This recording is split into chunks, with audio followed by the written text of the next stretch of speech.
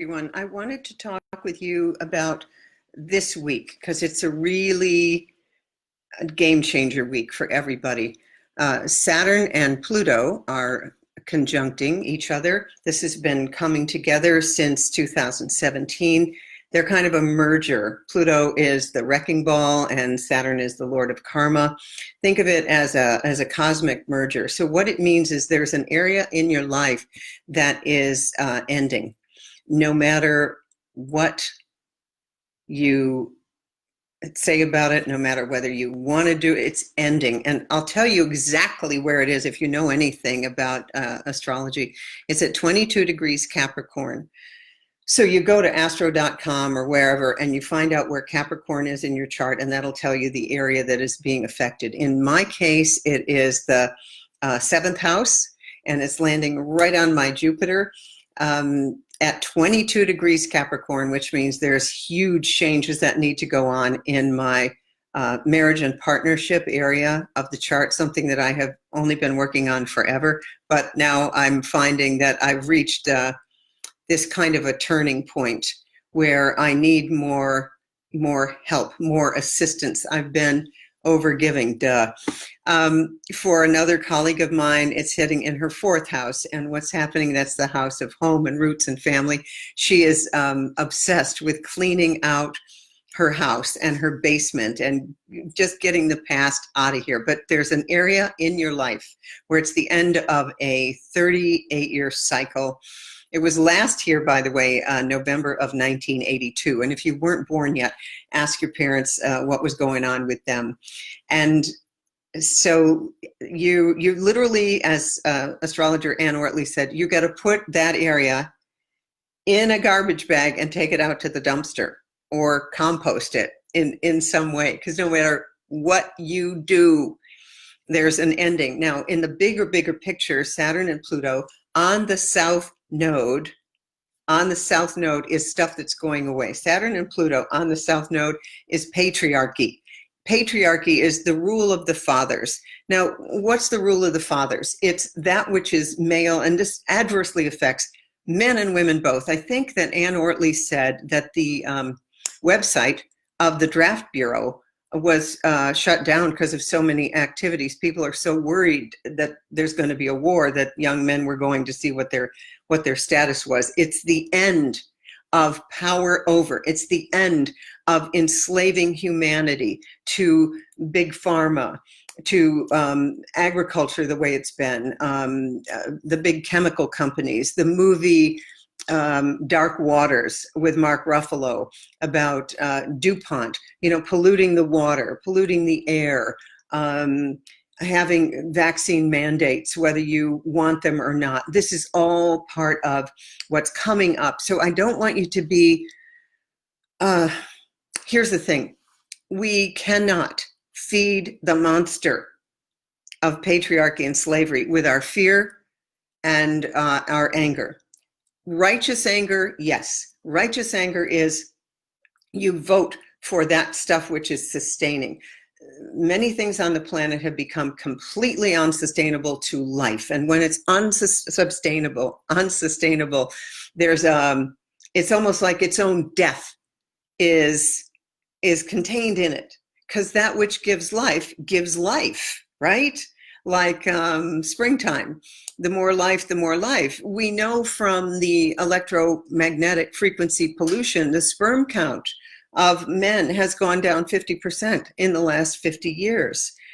We can't continue to destroy ecosystems, but I want you to start with your own ecosystem. You must start with your own ecosystem because Saturn Pluto is somewhere inside you.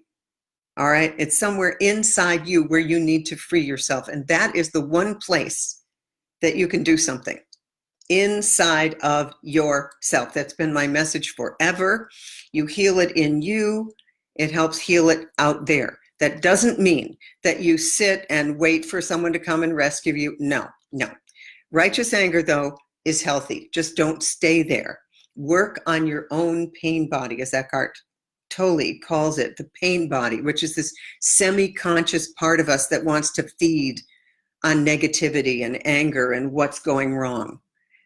I never watch the news. I just don't do it. I look at certain things on Facebook and I read your comments, and I know so many of you are with me on this. And I've seen it through the years. I've noticed, for instance, that when I post something about, let's say, the adverse effects of the HPV vaccine, you're with me now.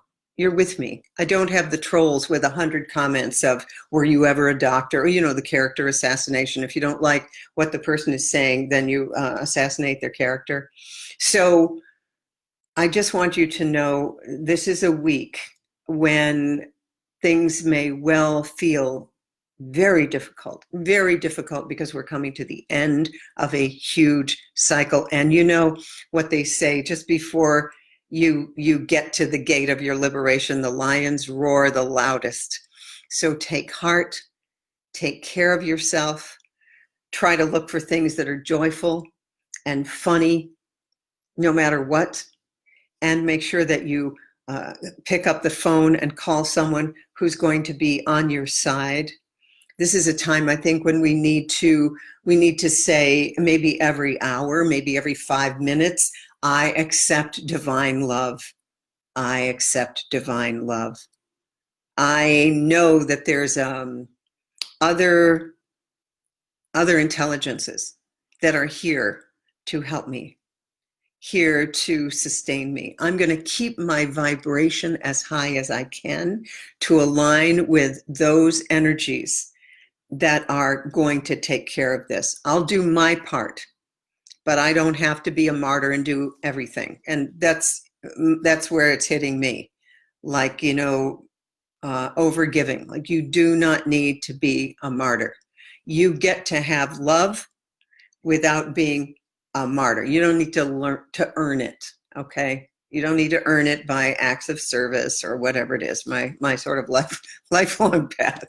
So just, the nitty gritty of it, if you know your chart, it's 22 Capricorn. The exact merger is happening on Sunday, but we've been feeling it and dealing with it and doing stuff about it since 2017. All right. So it's not going to be like that day, boom, it comes and there's no.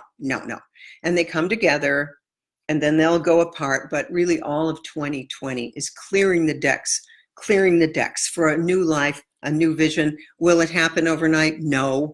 Will I see the new earth that Eckhart Tolle talks about in my lifetime? I don't know. What I do know is, if I don't see it in my lifetime, I will be back really quick. Maybe I will be, the daughter of one of my granddaughters. Who knows?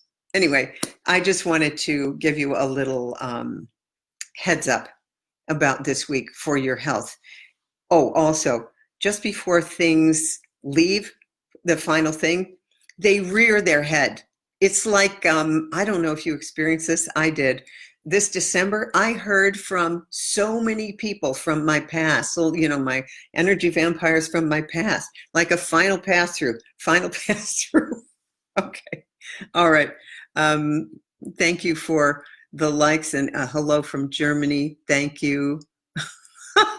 Tammy, I love you, but your eyeliner doesn't look right. Probably doesn't. Oh, God. Okay. Free from a narc sun for 2 days. Yeah. All right. Good. What do I think about keto dieting? It's right for some people. I like the keto green part from Anna Quebeca, who's a colleague of mine. Do I do private readings? No, but I probably should.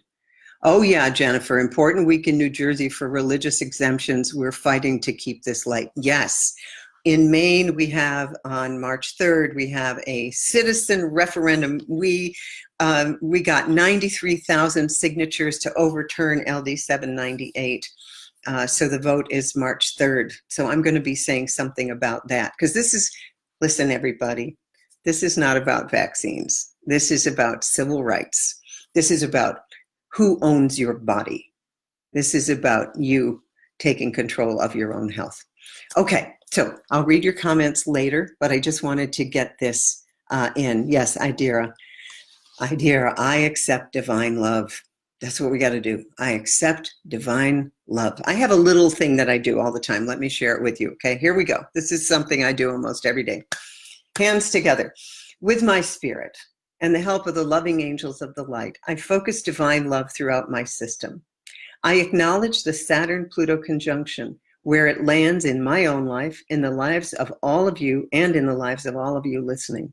And I ask that each of us be divinely guided from our own inner wisdom to let go what needs to go and welcome what needs to come, have the courage to walk this path, and to be kind and gentle to ourselves when we feel guilty, when we feel sad, when we're beating ourselves up. I ask that all of this go so that we may walk in the splendor of who we really are. I ask for this with divine love, according to the Creator's will. Take a breath in, let it out, hands come apart. Then usually I set my iPhone for 2 minutes and pay attention to the thoughts and feelings that come in, and oftentimes there's a soundtrack. I didn't get the soundtrack today because I'm talking to you. Anyway, thank you so much for listening. And I am not an astrologer, but I'm very interested in it because the moon rules the tides, right? And it rules the flow of fluids in our bodies. If the moon does that, every other planet also does something. All right, over and out. Thank you for listening. I hope this has been helpful for you today, because I just know this is a game changer week. This is the week where you look back and you go, oh, that was the week that I woke up. Okay, bye for now.